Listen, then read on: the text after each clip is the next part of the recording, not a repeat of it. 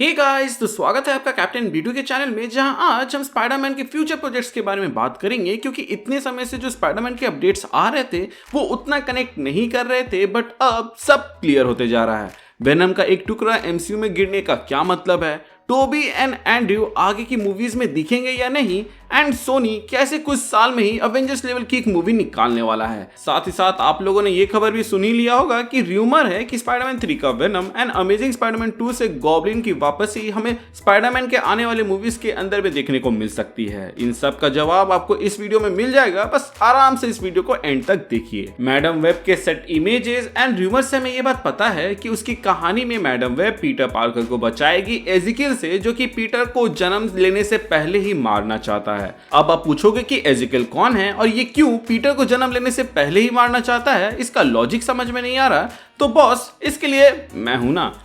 अगर हमारे चैनल को आप फॉलो करते आ रहे हैं तो आपको पता होगा कि पीटर पार्कर किसी एक्सीडेंट की वजह से स्पाइडरमैन नहीं बनता है, बल्कि वो चोजन वन है एंड उसको चूज करते हैं स्पाइडर टोटेम्स। एंड ये स्पाइडर टोटेम्स के सॉर्ट ऑफ अवतार हैं जितने भी स्पाइडरमैन, स्पाइडर वुमन या फिर जितने भी स्पाइडर पीपल है। हर स्पाइडरमैन एक डिफरेंट टोटेम का अवतार होता है, जिसके वजह से आप स्पाइडरमैन के पावर्स में डिफरेंस देखते हैं। फॉर एग्जाम्पल, टोबी का स्पाइडरमैन वेब छोड़ता है अपने बॉडी से, जबकि बाकियों को वेब शूटर्स लगे थे। वहीं माइल्स मोरालेस गायब हो सकता है और बिजली के झटके तक दे सकता है, जो कि दूसरा कोई भी स्पाइडी नहीं दे सकता। अभी तक मूवीज में तो ऐसा नहीं दिखाया गया है, बट स्पाइडरमैन के स्पाइडी सेंसेस में भी अंतर होता है, जिसको कॉमिक्स में बताया गया था। एंड ये अंतर इसलिए होता है कि जो स्पाइडर टोटेम स्पाइडी सेंसेस के लिए जिम्मेदार है, मतलब कि ब्राइड, उसकी अवतार सिंडी मून है। इसीलिए स्पाइडर सेंस के मामले में सिंडी मून सबसे आगे है। जितने भी स्पाइडरमैन है वो सब चुने जाते हैं, जबकि एजिकिल एक ऐसा कैरेक्टर है जिसने स्पाइडरमैन के पावर्स को रिचुअल के थ्रू पाया था एंड वो लंबे समय से जिंदा है। ऐसा हो सकता है कि मैडम वेब की मूवी के अंदर हमें ये दिखाया जाए कि एजिकिल मॉर्लून, जो कि स्पाइडरमैन का दुश्मन है, उसके साथ हाथ मिलाया हो एंड वो यूनिवर्स ट्रैवल कर रहा है स्पाइडरमैन को मारने के लिए। अब अगर स्पाइडरमैन के पास पावर रहेगी तो उसको मारना आसान नहीं होगा, इसीलिए वो उसको जन्म लेने से पहले ही मारने की कोशिश कर रहा है। और क्योंकि हर एक यूनिवर्स में हर एक स्पाइडरमैन का अपना रोल रहता है, तो उसको बचाने के लिए यहाँ पे मैडम वेब आ रही है। ऐसा भी हो सकता है कि एजिकिल इसी यूनिवर्स का होगा और उसका कुछ पर्सनल ग्रज होगा स्पाइडीज के अगेंस्ट, एंड उसको पता है कि पीटर आगे जाके स्पाइडरमैन बनेगा, इसीलिए वो उसको मारने के लिए वहां पे जा रहा है। बट यहाँ पे 2 पॉइंट है, वो ये है कि यहाँ पर मैडम वेब इन्वॉल्व है और ये उसी की मूवी है। आप लोगों का तो नहीं पता, बट मैडम वेब को 90s के स्पाइडरमैन कार्टून में मैंने देखा था, जो कि ना सिर्फ सीक्रेट वॉर बल्कि स्पाइडर वर्स का भी एक वर्जन हमें दिखा चुकी है, जिसके अंदर उनका एक अहम रोल रहता है, जहां वो दूसरे यूनिवर्स से स्पाइडरमैन को एकजुट करती है एंड उनको टास्क देती है ताकि मिशन अकम्प्लिश हो।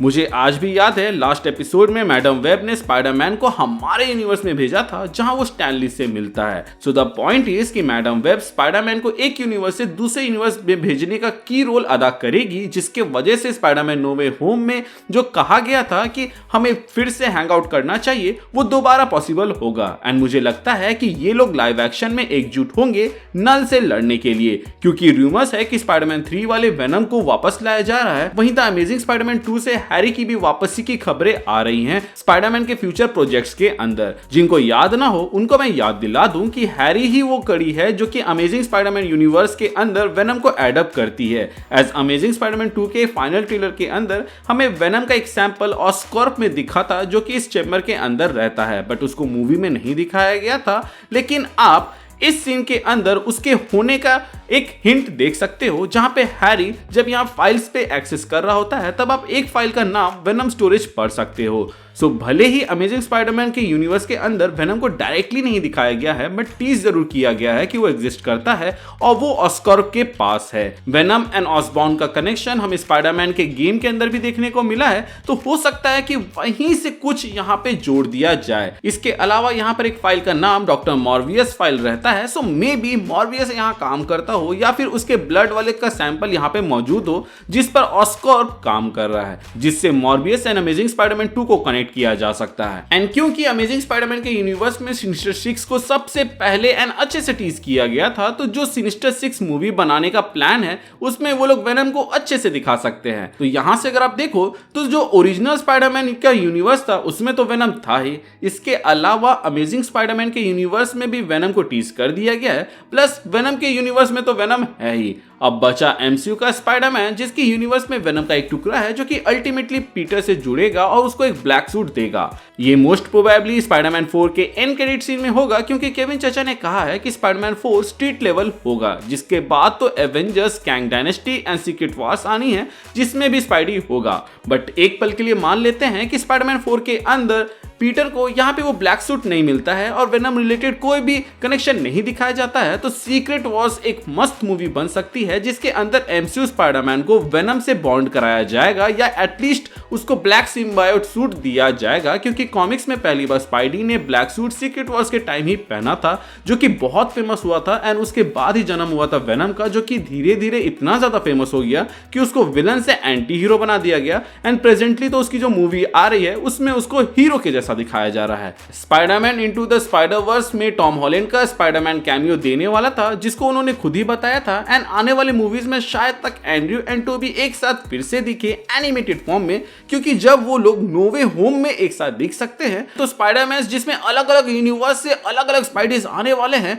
तो उसमें तो उनका कैमियो बनता है बॉस। फिलहाल के लिए तो हमें यह बताया गया है कि इस सारे स्पाइडरमैन को वॉइस देगी, वहीं डैनियल कैलुगा स्पाइडर पंक को वॉइस देंगे, जबकि हमारे मून नाइट स्पाइडरमैन 2099 को वॉइस देने वाले हैं। इसके अलावा स्पाइडरमैन इंडिया भी शायद तक हमें मूवी में दिखे, क्योंकि उसके यूनिवर्स को तो टीजर में ही दिखा दिया गया था। सो भले ही स्पाइडरमैन अक्रॉस द यूनिवर्स के फर्स्ट पार्ट में वो हमें ना दिखे, बट सेकंड पार्ट में वो हमें दिख सकता है। अब क्योंकि स्पाइडरवर्स टर्म एनिमेटेड मूवीज में यूज हो चुका है, तो शायद तक लाइव एक्शन में स्पाइडर गेडन नाम यूज किया जाए, जो कि स्पाइडरमैन 5 या स्पाइडरमैन 6 में हो सकता है। सो मैडम वेब का ड्यूटी ये होगा कि वो सारे स्पाइडीज को एकजुट करे ताकि वो लोग एक साथ काम कर सके। वहीं टॉम हार्डी के वेनम का रोल ये होगा कि वो नल एंड सिम्बायोट्स के बारे में सबको बताए एंड उनको कैसे रोकना है ये बताए स्पाइडीज को, ताकि वो लोग नल को हरा सके, क्योंकि रावण को हराना है तो विभीषण तो लगेगा भाई। बच्चा मॉर्बियस या क्रेवन द हंटर, ये सब नल के पंटर लोग से लड़ेंगे, जिनको दिखाने का मेन कारण होगा